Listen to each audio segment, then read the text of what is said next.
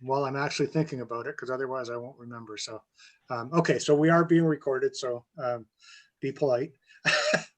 Not that you weren't going to anyway, but be aware that you're being recorded. So, so welcome everybody. My input in this is going to be relatively minor because I'm not a sophisticated sound guy. I do know a couple of things that might be of some use. So, but I expect that there will be some discussion from others, and probably some others that know more about audio than I do. But I'll start with a long-standing truism that's long been part of the streaming ethos, in that people will watch less than perfect video, but if the sound sucks, they will dial out, and that's long been true. So it is fairly important that we do the best we can with sound.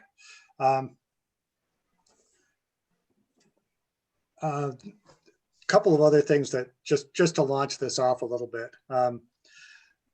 There are a lot of churches out there, that at least the ones that I'm familiar with, where the sound system that they're currently using is more or less a set it and forget it. They turn it on, the mics are live, and away they go. And if your church is one of those and you're trying to get streaming, the two really don't mix. If you're just using that kind of unsophisticated sound system, you really need to look at addressing that first, because the sound mix for streaming is entirely different than what's going on in the room. Because of course, if you're streaming, you don't get the ambient sound into the mix, and that definitely needs to be a part of it. And even the mixing for bands and any music, it's an entirely different mix, just because of not getting the room sound. So the way I've always done it is, whether it's right or wrong, is to take an auxiliary feed out from the board that I can set differently than the live sound, and just use that.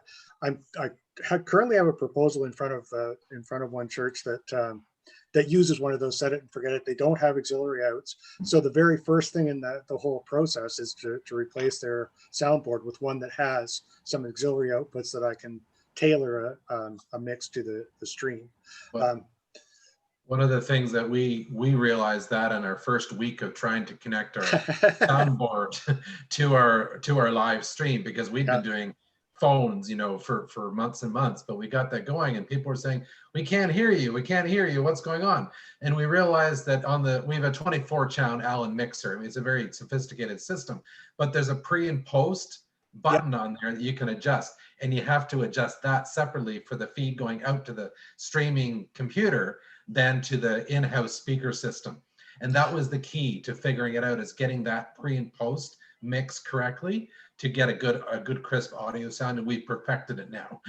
So that was the key piece.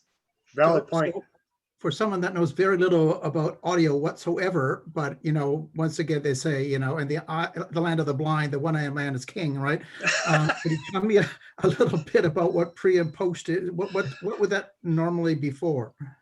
Well, it allows, so you've got an input coming into the system through the microphones or a video, whatever you're putting into the soundboard, but you want to be able to control what goes out of the mixer board separately than what goes out to the in-house speakers, because the volume control that you have for the people that are listening in the sanctuary is a different volume setting for the people that are going to be listening at home.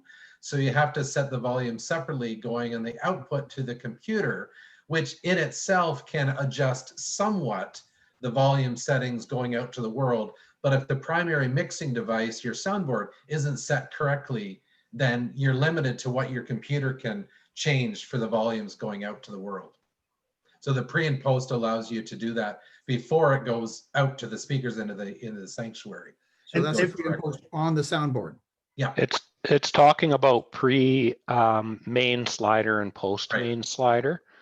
And it's often on the soundboards, it's often about your monitors that your band or whatever would be using, or control room. And so you can have your monitors, our board has 2 that are set to pre only, 2 that are post only, and 2 that are switchable.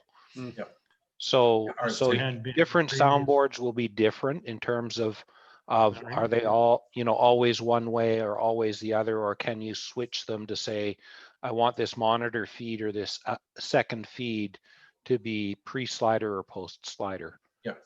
Basically. Okay. Yeah, that's actually, that was a really good Good point. explanation. And really what it comes down to, I think, is to make sure that part of your streaming team is one of the people who's really familiar with your soundboard. You know, having your sound guys might not seem to be interested in the videography part of it, but they're a big part of that. So they really need to be part of the team as well. And so somebody that really knows your board a little bit, even just from a simple operator point of view, should actually be part of the whole thing. I use a Behringer XR16, which I control on an iPad at the back of the church. And really the only reason I chose that one is because it has the wireless control. And I wanted to put the unit up at the front of the church where the amplifier was and everything was plugged in. I didn't want to have to run lines all the way back to my workstation at the back. So by using the XR16, I was able to leave the unit up there and control it off the iPad at the back, which is to me works fairly well. Although it can be kind of confusing when you're running a sound system just off the iPad. You're flipping back and forth between the main outputs, the main speakers for the room, and the live stream. And sometimes the third auxiliary for me is the speakers for the choir monitors. And then the fourth is it eventually will be going into our assisted listening system, but that's a whole different level of complexity. But so it can be a little bit much to play with, but if you've got a dedicated sound person that's on the board anyway, it really shouldn't be it really shouldn't add much to their task list, I wouldn't think. John, the challenge that Oh. challenge that we've had, Alan, and I'm sort of where you are. I tried once reading the manual for a soundboard, and I got a paragraph or so into it, and I had to abandon it. And I'm an engineer, but I mean, I'm not an electrical engineer, and this thing was pretty much over my head. The challenge we've had is trying to match a solo singer who's mic'd with organ accompaniment. And you know, on the plus side, we have a young lady who's in grade 8 who is volunteering and running and pushing buttons and so on the sound system. It's wonderful to have her. The difficulty is she's not a sound guy. So our sound guy, because of numbers, isn't in the church. So we're continuing to struggle with that. And I certainly will echo what John said earlier. I have 2 or 3 people who regularly contact me by text message or email during the service. Yes, I confess, if there are any clergy on here, I am looking at my phone during the service, but they're giving me feedback on the sound and all in a good cause.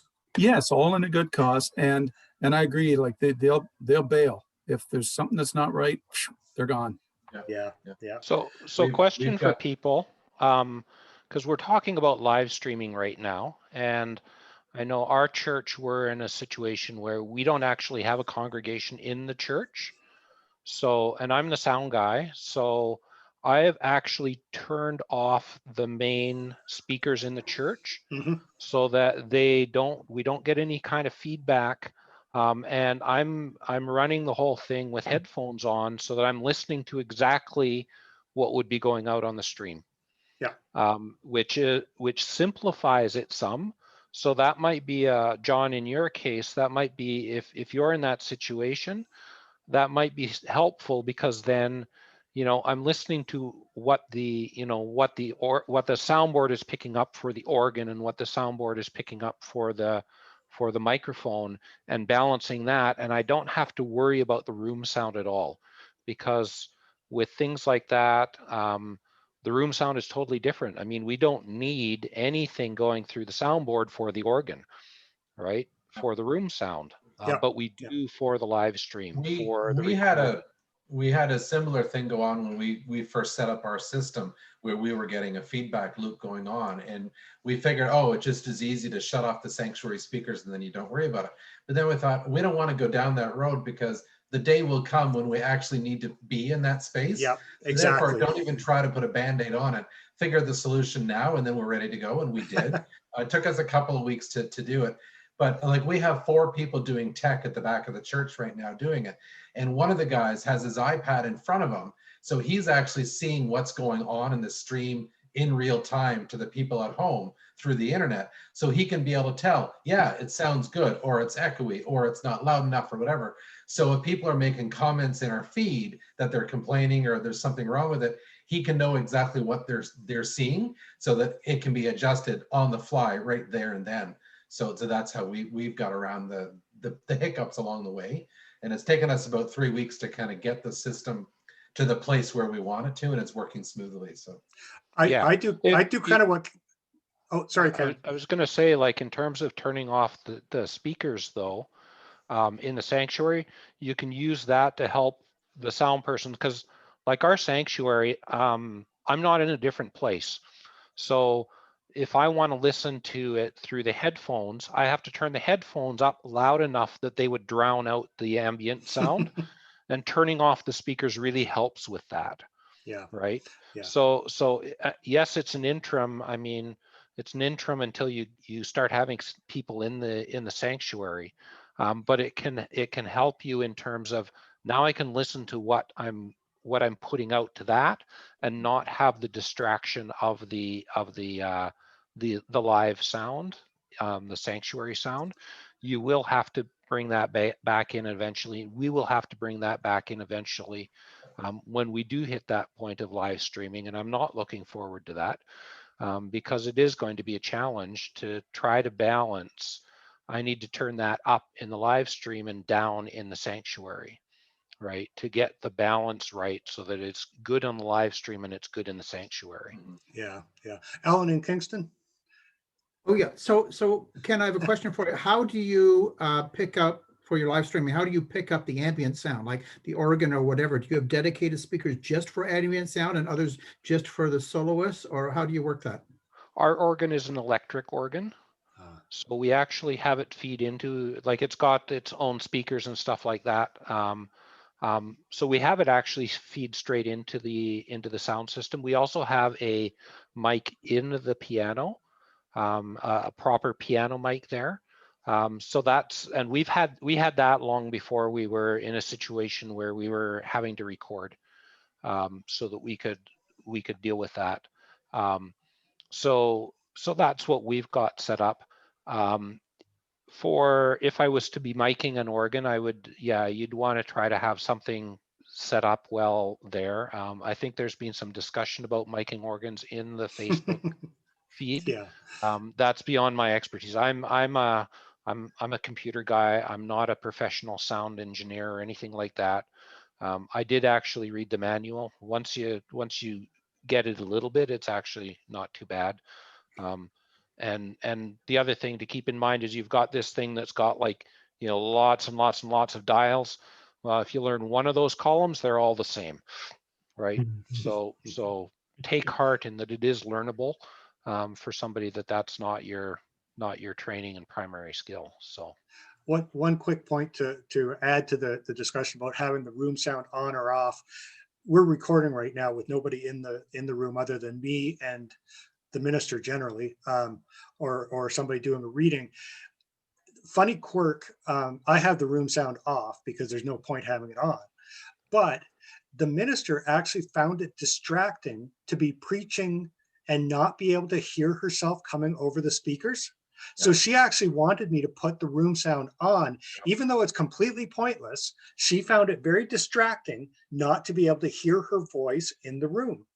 Yeah, it's just another aspect to throw at it, but that is actually a reality. I think for doing this kind of dry stream where everything is pre-recorded, it's hard for the ministers. I'm not sure how you preach a really engaging sermon to an empty room. I have a hard enough time preaching to begin with, but that was the trouble that I had, and I told the tech team to turn the speakers back on because I wanted to be able to hear myself. Yeah. Okay. Yeah. Because you got no feedback. Like, there's nobody there acknowledging anything going on. So at least if you have the speakers on, you can hear yourself saying, "Oh, okay, I know I'm being picked up," or "No, I'm not," and what it sounds like and stuff. So yeah. I'm snickering because our ministry team has been saying now for some time that it's going to be weird to going back to doing a normal service Yeah, and yeah. not having the opportunity to go, oh wait, redo, let's do that over and stuff like that. Yeah. So does anybody have any suggestions about how you'd combat the feedback issues that might come about because of, having, that mic? So yeah, there's a thing called a feedback destroyer. We don't actually have one in our church, but I have one in my basement that a friend gave me. And these are basically, if you know what an equalizer is, and you can turn up and down some frequencies, a feedback destroyer is a notch filter. So it's going to go and it's going to play some sounds. It's going to try to figure out what your natural resonance frequencies are, and it's going to put this little notch filter in so that it's going to say, okay, when we hit that frequency, that's the one that will feedback. So we're going to cut that frequency down, and it can be very narrow in that frequency so that then it doesn't produce the feedback. It's also electronics that will just, as feedback starts, it'll recognize it and damp that down quite quickly. So So where would that's that the plug into your best way. board? I'm assuming that's where it plugs into, does it? Yeah. So the ideal, I think, with one of these would be that you would have one of these per microphone or per input. That would be the ideal. Realistically, you could have one that goes out that sits between your board and your amplifier that's going to your main speakers. So that it's basically then kicking anything that goes to your main speakers. That would not solve the problem though if you're getting feedback on a band monitor or choir monitor or something like that that's outside of that thing. So the other thing is just, you need to then make sure your mics aren't turned up too loud. And it can depend on where your minister or person with the mic is standing. Because of course you get in front of the main speakers. Now you've got that better opportunity for that feedback. How echoey your space is will affect whether you're getting feedback, how much feedback you're getting, all of those kinds of things. There's no easy formula. It's trying it out. One of the things that I recall reading, and the suggestion was that if you take your like, we'll all have a pulpit mic, right? So you take your pulpit mic and there's a gain, which is kind of your master volume, and there's your slider, right? And you want to adjust it so that when your slider is right at the top, your gain is such that you would just start to get feedback. And that would be where you would set your gain, so that because you're normally not going to have your slider right at the very top. You're going to have it down at the unity or whatever, so that you can then say, well, if I need a little bit more, I know I can get to there, and that's going to be just on the iffy point. Otherwise it's pulled back. So that's a way that you can go through and balance and look for the points of feedback.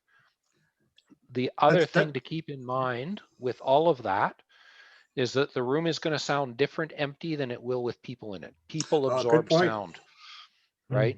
Good So point. when I do that with an empty room and I've got this nice hard floor, and you get more echo off that floor, more reverb off that floor, and then you fill the room with people, you're going to have a different sound. It's going to sound differently with people in it.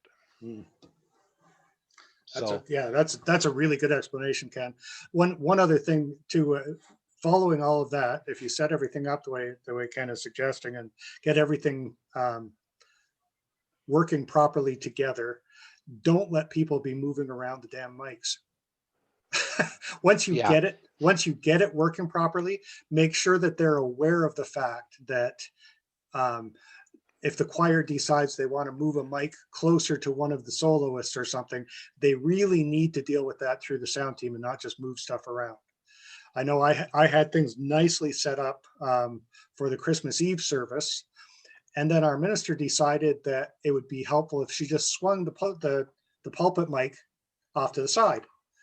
and she aimed it right at the speaker, and the most ungodly howl of feedback just by moving that mic through a 45-degree arc. And she was properly chastised later, but it doesn't take that much. If you've got everything balanced, you got it all working well, just nail them down. Make sure that nobody's moving stuff around, and that will be extremely helpful in keeping it all working together. Yeah, I see some chatter in the chat there about different kinds of microphones as well. So a lot of mics that bands will use are the kind that you would hold right up to your face, right? And then the mics that are on our pulpits and hanging choir mics and stuff like that tend to be a type of mic called a condenser mic. And they are much more prone to feedback because they're designed to pick up the sound from further away. And there are apparently, I haven't actually seen any of these, but I've heard talk of them. There are microphones now that are set up to be very directional and have a certain band. So you could have something setting at the beginning of on your pulpit, and it's got this kind of range of focus that's going to go like this, so that you don't have to be moving it, and you get like too high or too low.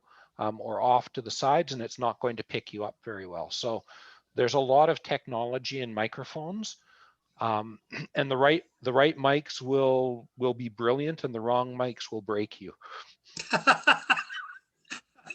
That's a really good summary. It's a really good summary. Yeah, so the that actually kind of segues nicely into one of the other questions, was picking up ambient sound in the room. Number of ways to do it. Of course, my low tech approach, I usually just use a boundary mic at the back of the sanctuary that sits adjacent to my workstation. It's a cardioid mic, so it doesn't pick me up saying anything, muttering under my breath, but it is aimed out into the congregation. And if the congregation is doing a responsive reading or praying out loud or anything, it will pick them up. So I get that ambient sound through the boundary mic. I put in a couple of other mics in various places. Even just a little Zoom H1N mics are actually really sensitive for picking up room sound, because you're not to pick up the ambient. You're not so much wanting the perfect clarity of voice the way you do with, say, a pulpit mic or the lectern. You're wanting to pick up sort of that global sound. So I think it's less critical that it be perfectly clear for vocal, but that it pick up a wide range. And I think there's a number of different mics out there that will do that. But I've had good luck actually with a decent boundary mic. I'm interested to know what other people are using to pick up the room. John, the one that our church, the system we're using, Mr. Bedell was the guy who spec'd it and put it together for us. And that microphone is indeed sensitive enough to pick up the tech guys chattering before the service. That's been pointed out to us. Oh, has it? Oh, okay. Well, that's good to know. I will. Yeah, I always tell the story. Years and years ago, when I first started recording the services, this was actually before we streamed. I was actually burning it to a DVD at the time. And I actually once picked up the minister's wife saying something really catty to the person sitting beside her. Fortunately, we hadn't actually started recording yet, but I heard it clearly. And had I been recording at that time, it would have been very, very distinct on the recording. So, so those ambient mics will pick up sometimes maybe just a little bit more than you want. So you are using that Zoom mic on top of the cameras, John? You're muted. Yeah, yes, John, we are from time to time. We Okay. found that battery life is something we've got to keep an eye on. Oh, really? We've replaced the batteries in it now for the second time. Oh, no kidding. Okay, I'm surprised at that actually, because I use the same one, and I found it to be fairly good. Oh, okay, interesting. You know, I don't typically, John, I'm running the PowerPoint And because we have the young lady, again, she's wonderful. I'm really pleased she's there. But I'm trying to kind of keep an eye on helping her on the soundboard and then reading all these emails and texts coming in. Yeah. And so I don't run the streaming system now. I am assuming that the microphone has been faithfully turned off each week, but I wouldn't rule out the possibility it might have been left on. Okay, sorry to the rest of the group here, but I need to tell John this. Just it's sort of an aside. You can also run that mic off of the USB power. There is a 5-volt USB fitting on the side of it, and if you run into that, it won't run off battery. It'll run off the computer power. Okay, so maybe try that. Okay, sorry. Back to the group discussion. John, just yeah. briefly, could you tell me what a boundary mic is? I don't know. I'm not familiar with the term. I wish I had one here. It's a flat microphone. It's always on a flat base. It's just slightly rounded. And what it's made for is to pick up the sound at the boundary layer where the sound waves are passing across that flat surface. Hence the name boundary mic. So they use them. The original version of that was sort of to sit on a conference room table in the middle of a group of people to pick up that whole group of people. The ones that I'm talking about are somewhat more sophisticated, are for a somewhat wider space, but they also get used, I think, on occasion on stages where the individual people on stage can't be mic'd, but you need to pick up the sound up on the stage. So that's all it is. I don't have one here. Is but it a condenser type mic? Yes, it is. It is. They are always a condenser mic. But yeah, just Google it.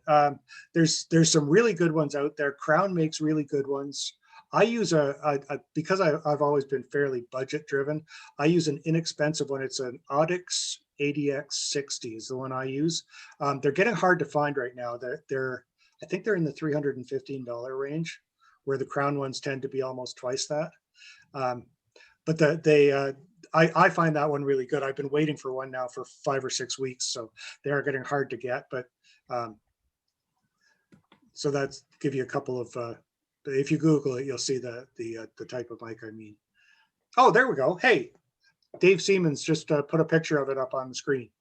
So it's just that kind of a flat mic that sits on a flat surface and picks up the sound passing across it. So those are my first preference for a mic to pick up ambient sound, but it's kind of budget driven because they're not inexpensive to buy one that'll pick up a whole sanctuary. But they do give you a little bit of redundancy as well. If for some reason whoever's doing your children's time or whatever at the front forgets to turn on any other mic, you can dial that up and actually pick up the voice at the front. So it does give you a little bit of backup as well if something goes awry with the regular miking. Sometimes it'll give you a little bit of a way to pick up sound that otherwise not. Thank you for putting that up, David. Appreciate it. Does Dave's mic have a brand name there? Just so we can compare. What is that one, David?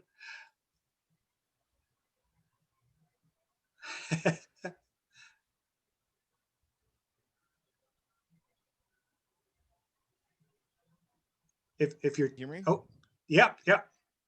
Awesome. I just searched it on and I found it on Wikipedia. It's just the first image I found on Wikipedia. Oh, okay. All right. Downloaded it and put it into OBS.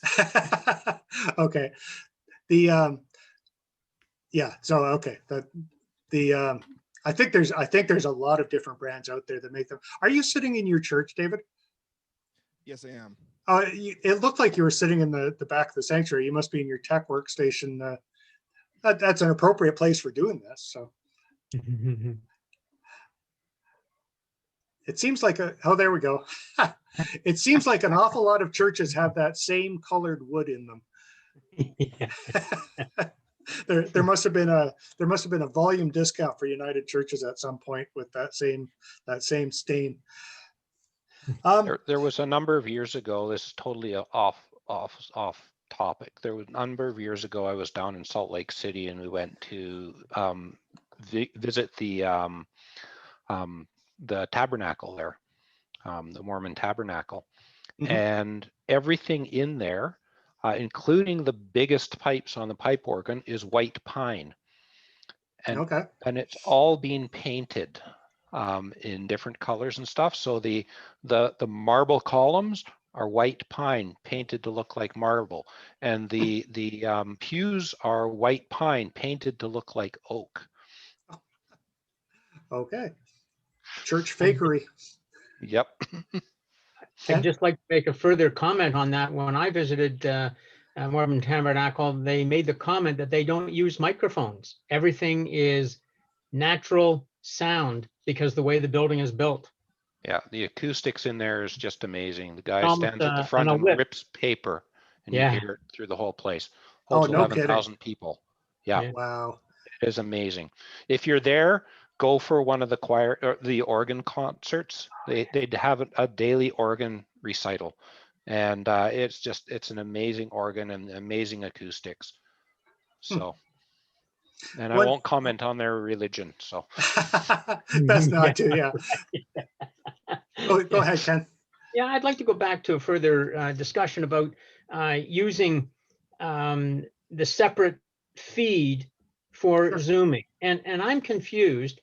I'm trying to understand, can you actually use your fader on your soundboard and control it differently for the same person from the sanctuary to streaming?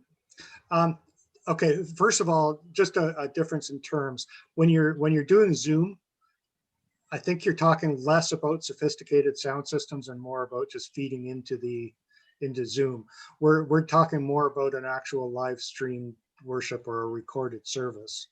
I don't know that Zoom actually is all that well, sophisticated as far as sound, but you could have your soundboard going into your computer, which is feeding into Zoom. okay, all right, okay. And that might be how you're delivering your live service, and that's fine. When we do but it live, we do that way, yeah. Yeah, but basically, yes, your auxiliary sends or your monitors outs, they have little dials, and that little dial is the volume control. It's actually doing the same thing as the fader slider. So you can actually say, okay, I'm going to adjust the fader slider that is going to change the sound in the sanctuary to your main outs, which likely goes to your sanctuary. It's going to change the sound separately than what your little dial would do. And that's where then if you say this is pre-fader or post-fader, because if it's pre-fade, then it's totally independent. The sound comes into that line, it goes to each of those sends that are pre-fade and goes directly at whatever volume that is set at. And it doesn't matter if you change the slider or not. If it's post slider, then it's saying, well, it's kind of like that percentage. And if I change the slider, then I'm not changing the dial, but because I'm changing the slider, it's sending less signal to there that goes out to your auxiliary send. And so that auxiliary send might be your live stream. It might be your hearing assist system. It might be a recorder. It might be a stage monitor or a choir monitor, like something that's facing the other direction that is being used by the choir or band to hear themselves and hear other things. So each of those things can be set differently. So it's like you've got a whole bunch of sliders for each of the different things. But you're Does that still make only sense? adjusting what, the overall output, right? You cannot adjust independently any individual soloist to have a different mix that way versus like going into the stream versus going into your sanctuary speakers. Yes, you And- can. Yes, Oh, you you can. can. Yeah. I'll give you an example. In our sanctuary, our piano is loud enough. We don't need to microphone the piano for worship in the sanctuary. But for the live stream, we have to have a microphone on it. So the microphone on the piano, we've got it set up so it's going on the monitor mix to the stream, but the actual fader to the house is off. I'm going to put somebody on the spot here for a minute.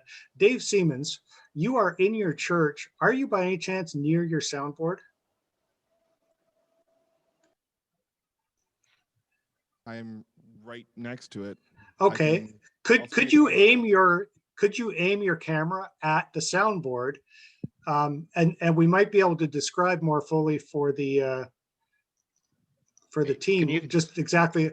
Yeah, maybe it's not a clear enough image. Can you get do me right a over favor? top of it? Can There you you share go. your screen, David? If you can share your screen, it would make it a little bit bigger that we might be able to see. I know I'm putting you on the spot here, but this is actually very helpful. Yeah, okay. I can, do all sorts of camera stuff because this is the camera that we've been using for streaming. Actually, if folks on the call, if you just pin David's image, he'll go to full screen. Get bigger, yeah. Yeah, sir. I'm not too familiar with how Zoom Hey, does there we these go. things. Yeah, Thanks. that's fine.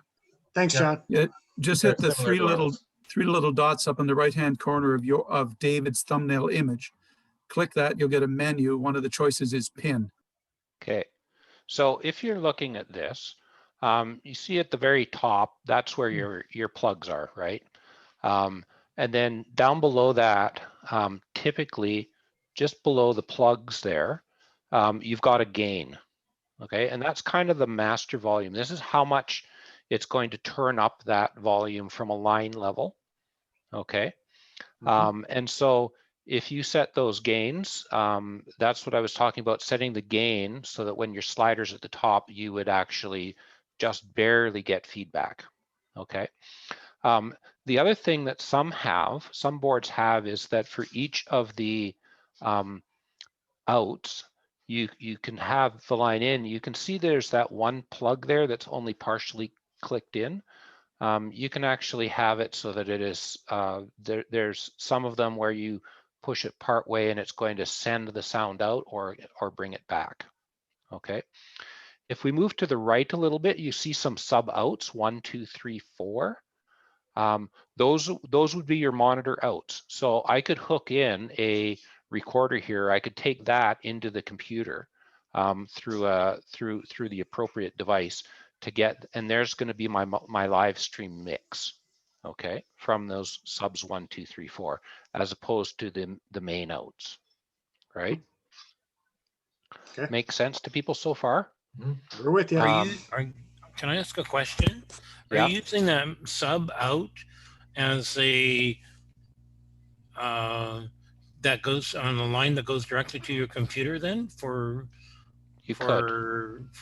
getting the sound from getting the sound from the board out to the computer that then goes out to a Zoom meeting? Yeah. You're using a sub rather than using the main out? Yeah. Now, if I may interject, I'm doing exactly that. I'm taking this mic here that I'm holding and running that not through the analog outputs, but this thing has got a built-in digital interface, and I just run that right here. So sub 1 and 2, I set to okay, focus. Set to USB out. Okay. Yep. Yeah, I don't think ours has that. Yeah. But if not, just attach a simple digital interface, a USB interface on the auxiliary outs end. That's no problem. Yeah. We had to use a box. We had to use a little a 4. I think it's a 4 called 4 in and 4 out box to change the sound to a digital input, and so we got one of those, and that seems to work pretty well. Yep. Yeah, I've got an old one called a USB pre, which is 2-channel. Now I was using the subs there. I was actually mistaken in terms of sending them out separately because they would go through. They'd be using the main slider, but there are some auxiliaries. Okay, so if we just go up and to the left a little bit, you'll see, no, too far, way too far. You see there, right down lower left, it says aux, and then there's Mon 1, 2, and then there's I think that might be an FX there. So I don't know where on this board, this isn't the board I'm familiar with. I don't know where on the board your auxiliary, there's your monitor sends. So this one's got 2 monitor sends. Those would be the separate ones that would not be, or could be done so they're not done as part of the slider. And then the dials for that actually on this board are just above the slider. You see it says aux Mon 1 and Mon 2. And then there's also an FX. There's an FX on this board. So you can send these things into the FX. So those dials for Mon 1 and 2, again, with this board, I don't know if they're separate, if they're pre-fade or post-fade. But you turn that dial to say, this is how much sound from this line goes to the monitor 1. This is how much goes to monitor 2. Yeah, exactly like that. And as I said, I don't know if they're pre-fade or post-fade, or if there's a setting for it on this board. Some boards will have like little buttons, like the mute buttons, that would allow you to say this is pre or post. Some of them it's just set, it's always pre, it's always post. It really depends on that. So the board, as I said, the board we've got, it's got 6 of them. 2 of them are pre-fade, 2 of them are switchable, and 2 of them are post-fade.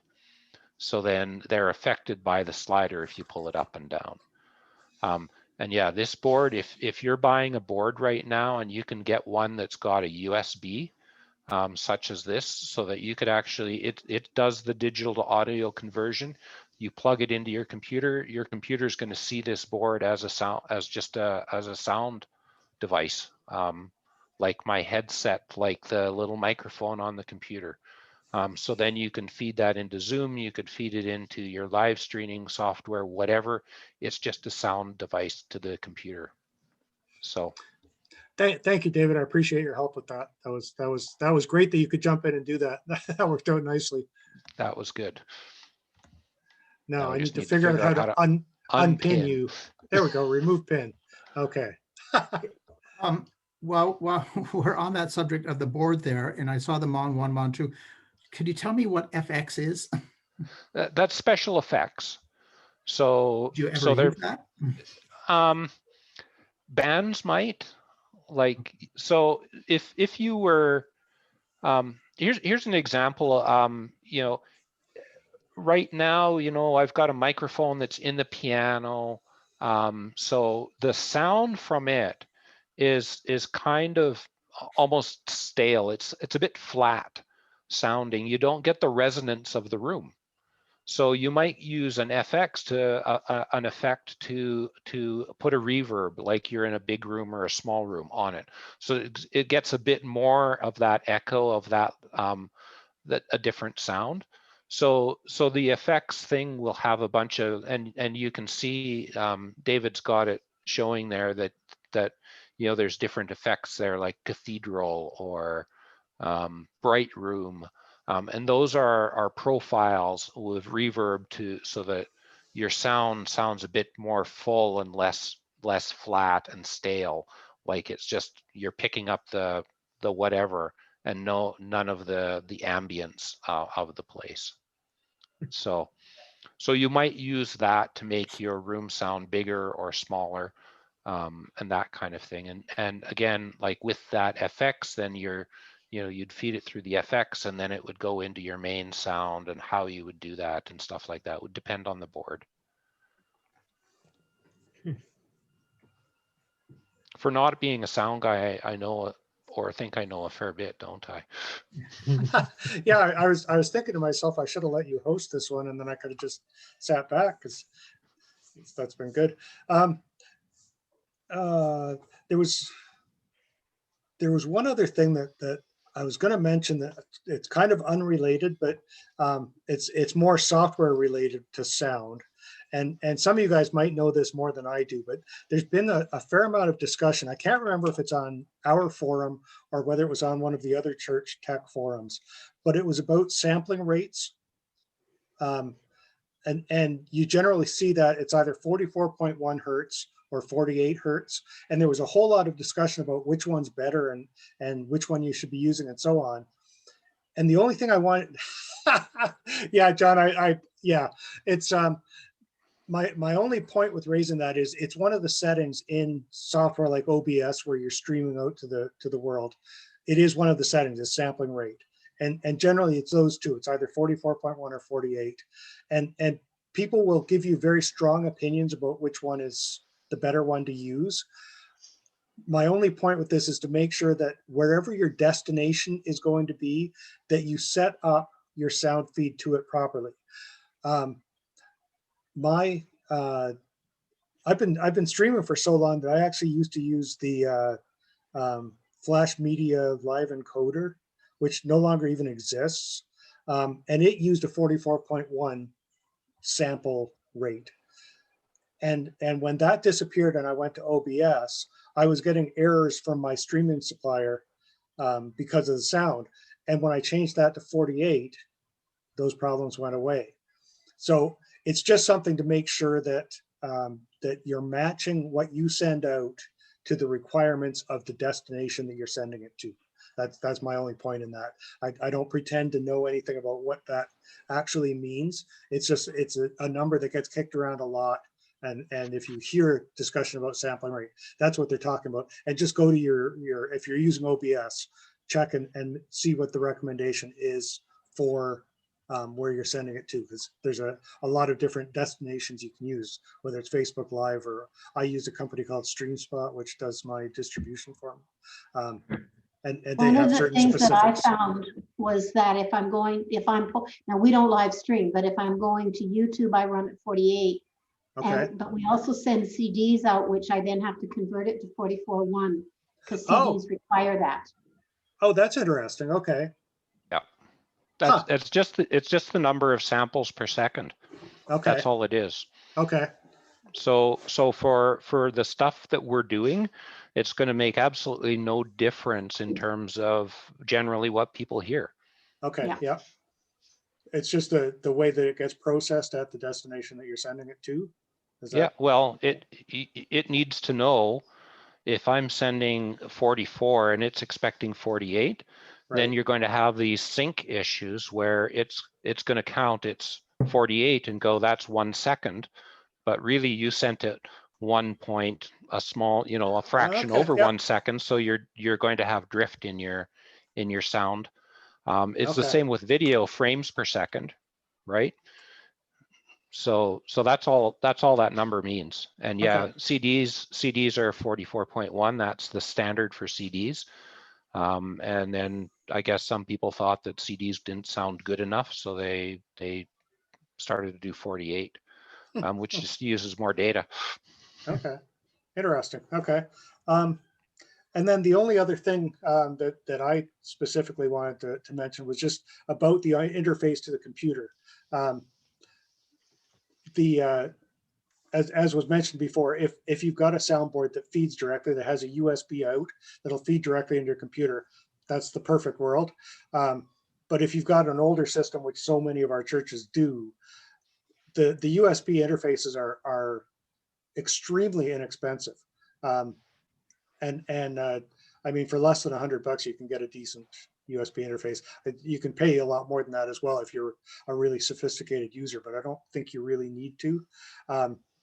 And I know I put one in St. Catharines at the church that John's at, because they were originally feeding all of their sound through an A10 Mini, which says that it will allow you to do the sound through that A10 Mini and feed it directly into the computer through that. And the sound was awful. It wasn't good enough. So we separated the sound out from the A10 Mini, ran it through a USB interface, and I think it's been fine now, from what I understand.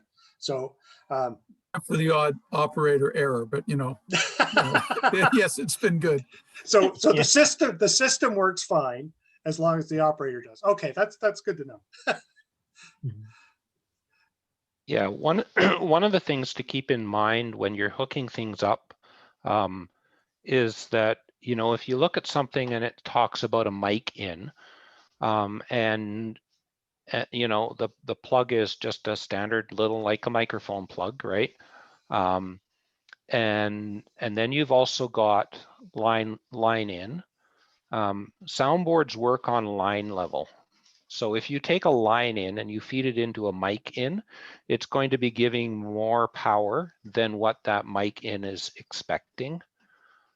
So we've had this in the past where, you know, we were recording our services, you know, recording our live services, and then so we just had a, you know, a plug that was plugged into the soundboard and then plugged into the mic in the camera.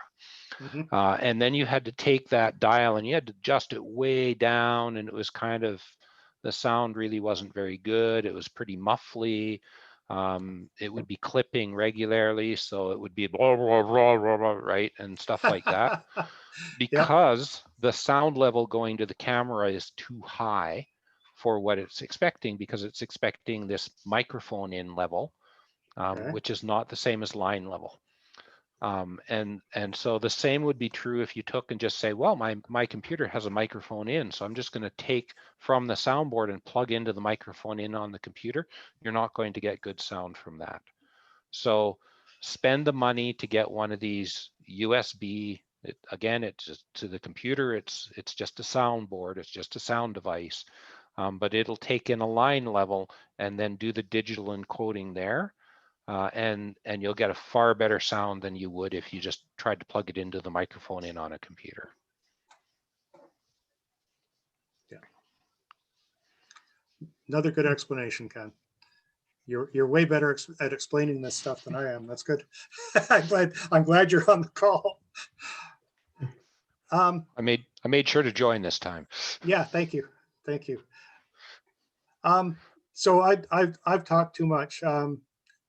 Any specific questions that anybody came on to look to get addressed, and if so, speak up and let's see if we can help.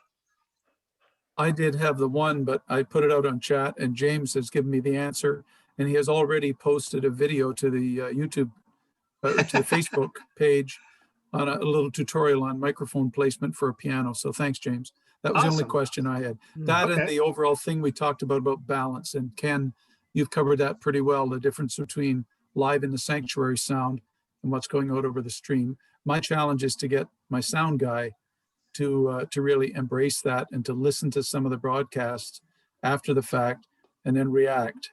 Most things are pretty good right now. The issue we're having is we have a solo singer with the organ, and when she's singing, I got way too much singer and not enough organ. And I've tried making some adjustments.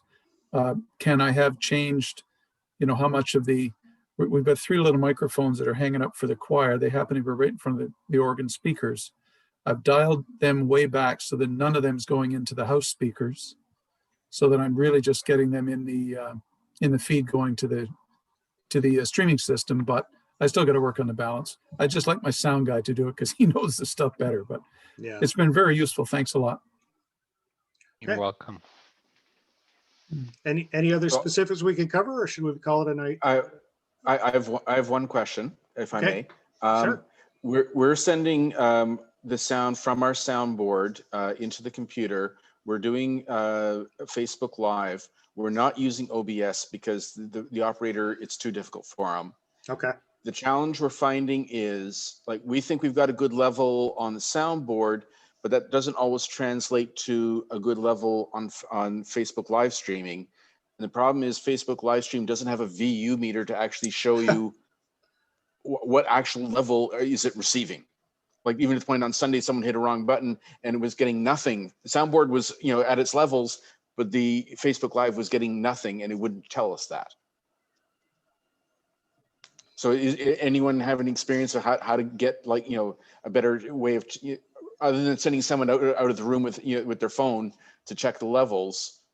Could you just introduce an interface in between the two, in between your soundboard and the computer, that has a headphone out jack, so that you can actually be monitoring the line that's heading into the computer for Facebook Live? Would that give you the ability to check on the levels that are going out? Possibly, yeah. We have a Behringer digital audio interface.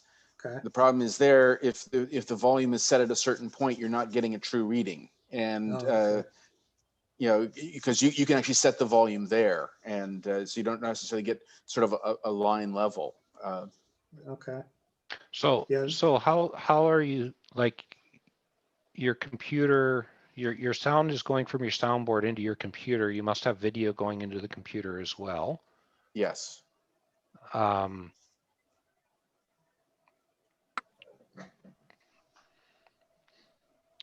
The sound going to your computer, is it your main out or is it one of the auxiliary sends? It's an auxiliary send. Okay. So most of the, actually our soundboard does have a, like every channel, including the auxiliary sends, has a solo button. And you press that button, and then that's the sound that gets fed into the headphones that are coming out from the soundboard. So check to see if that's available, because then you could be listening to, on the headphones, listening to that auxiliary send line instead of the main outline. Right? And that would then help with that. I just have a cat who needs some attention. So yeah, we find when I'm Jasper. running it on other things, I use OBS and I have the VU meters, and I know I can get it dialed in, but it's just with volunteers on the soundboard. I'm the pastor, so I can't be running the soundboard during the service. And we had volunteers, they try and set it, and it's very up and down as to what they're actually sending out. And there's no way to sort of really tell what is actually Facebook registering at. You're suggesting that you use this other output to listen to the sound rather than the main? Yeah, that would, like, if you could then listen from the soundboard. And in fact, if you hit the solo button on the soundboard we have, it actually the lights for the levels shows for that solo item as well. So you could actually see then the levels from that, as opposed to from your main speakers, your main sound. The other thing I wonder, I'm not an OBS expert, I've poked at it a little bit, but you know, if you just set it up, it's just got this, you know, with just the one scene so that it's there, and you know, say you don't have to touch it. Don't touch it, in fact. Yeah, I've tried, but the sound person, you bless his heart, it's one thing too many. One thing too many, yeah. Yeah, so it's a challenge. How do I keep this simple, but also sort of make it idiot proof? Yes.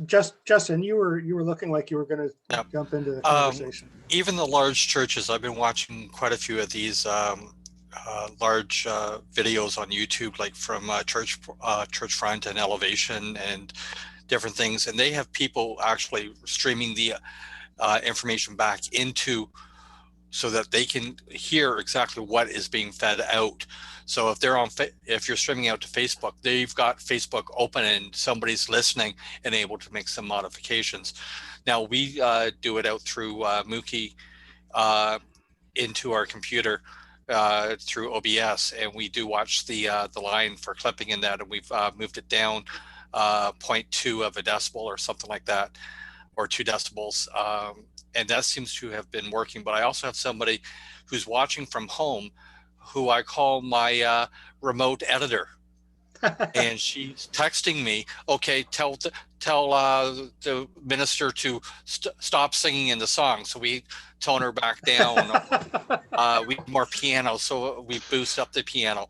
Other than that, you're going to be sitting there with your phone and trying to watch. Now you got to remember that you're on a 30-second delay. So whatever adjustments you make is going to be delayed, usually through YouTube. I don't know what Facebook, what their delay is, but you more or less have to listen to what's out there and make your adjustments. You can't necessarily do your adjustments because, as John and Ken and that were saying, you might lose something with the filtering that your users are doing on the far end. So it's best to have somebody either beside you or remotely saying what needs to be adjusted.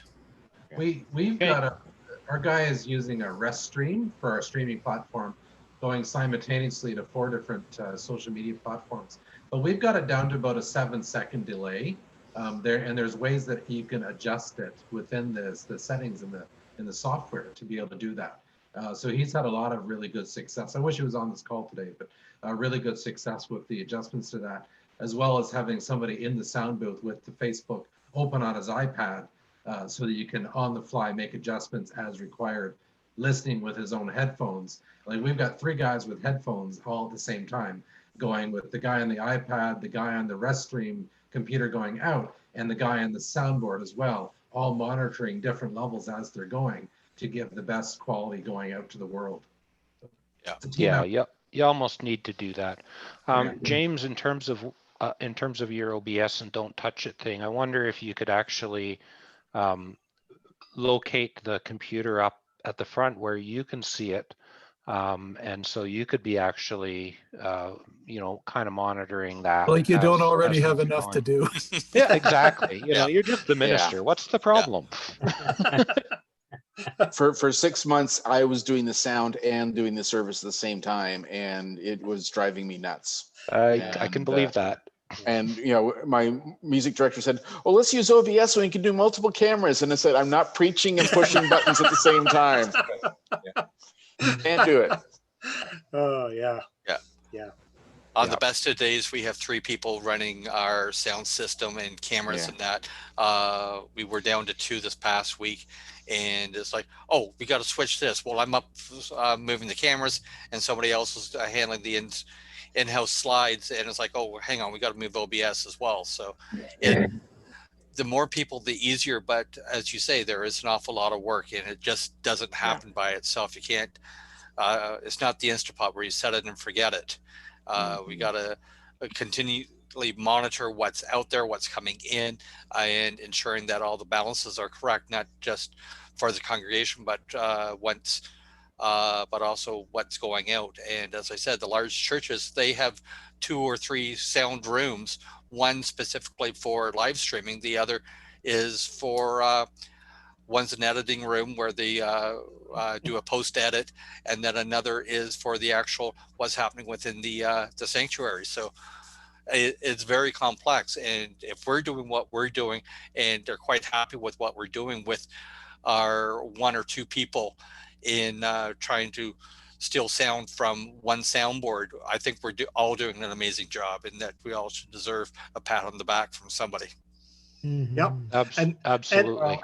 And sometimes I think it's essential that we make the odd mistake just so that people realize that there's humans actually behind all this, and it gives people a little bit of a feel for the fact that, hey, it's a pretty complex task. If we make the occasional little mess up, that's really not a bad thing, just to let people know that. I keep doing it so that somebody has to take over my job, and it's not working.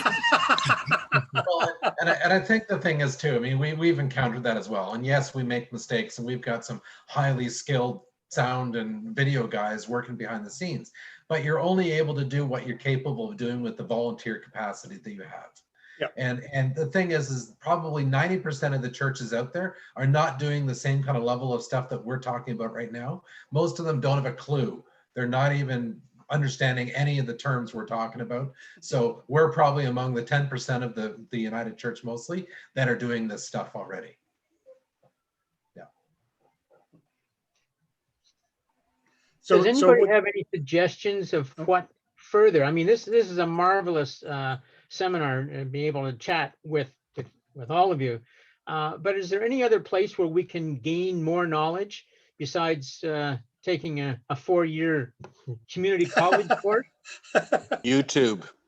Yeah. Lots of stuff on YouTube. There are some online courses you could probably find on, the various topics from sound to videography to the rest of it. You think about, we're talking about what we can do with a single soundboard, and Justin, what you were describing with separate control room for the live stream. The ideal is that your live stream has a separate soundboard so that you've got full control over every single incoming channel as your sanctuary. right? And it's a separate soundboard and separate person, and they're dealing with just, they're not even in the sanctuary, so they're not hearing the ambient sound. They're only hearing what's coming through that soundboard. What they've done is they've split the signal, the raw Yep. signal coming in through the mic distribution center, and then it goes half the signal goes to the sanctuary board, and half the signal goes to the live stream board. But you got to have money and resources to do that. A lot of us are 1 or 2 person shows, and it's extremely difficult. There's some churches that do an amazing job, and there's others through which are doing trying to figure out which way is up. And I'm very much trying to figure out which way is up. If it weren't for this type of panel and what's the YouTube Pro Church Tools with Brady Shear and Black Bar, I think it is, which is a multimedia church group out of Grand Rapids, Michigan, which has done a whole bunch of videos for the smaller church, not for the large worship centers. And they've done some great presentations on how to make it work and what equipment you need. One thing to, one request out to the group, anytime that you're looking at any of those videos, if you find any that are particularly good, post a link to the group so that the rest of us can take advantage. I'm a big believer in not reinventing the wheel. If you find one that's good, share it with the rest of us, so we're not searching through the ones that and trying to find ones that are equally good.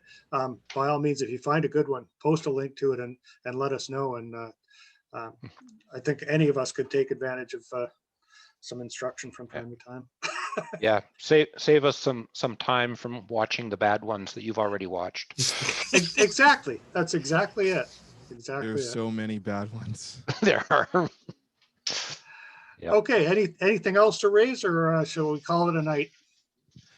Yeah. So there's back to the issue with the Facebook Live audio thing. To reiterate other people's points, absolutely you need to be listening to what it is. So get headphones and plug it into the mixer, plug it into the computer.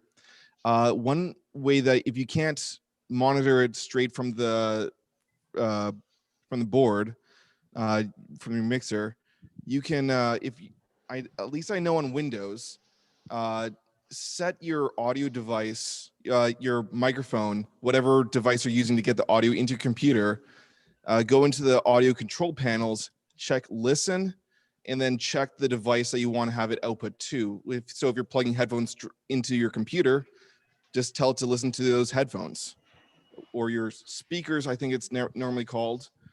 But that's a quick and dirty way of getting basically low processed audio, and then you can monitor. Okay. If you're interested, I can talk about. I can show you this later. Actually, I think that would be useful. All right. And so you need to turn your video back on because I can't see you. My video's on. Is it? Oh, I'm not sure what. I can't see you. You're black. You weren't supposed to touch OBS. Something's going on. My Zoom meeting is hanging up quite a few times. It's like freezing a few times. While you were talking before, actually, I got a low bandwidth warning, and it might have been from you. So maybe you're not getting enough signal. Maybe just it's possible. If you can sharing your screen. I'm sorry. Are you still sharing your screen? I'm not sharing my screen. I'm just running an OBS webcam. Okay. Yeah, maybe. David, maybe just if you can post a little bit of a description just in text in post on the group.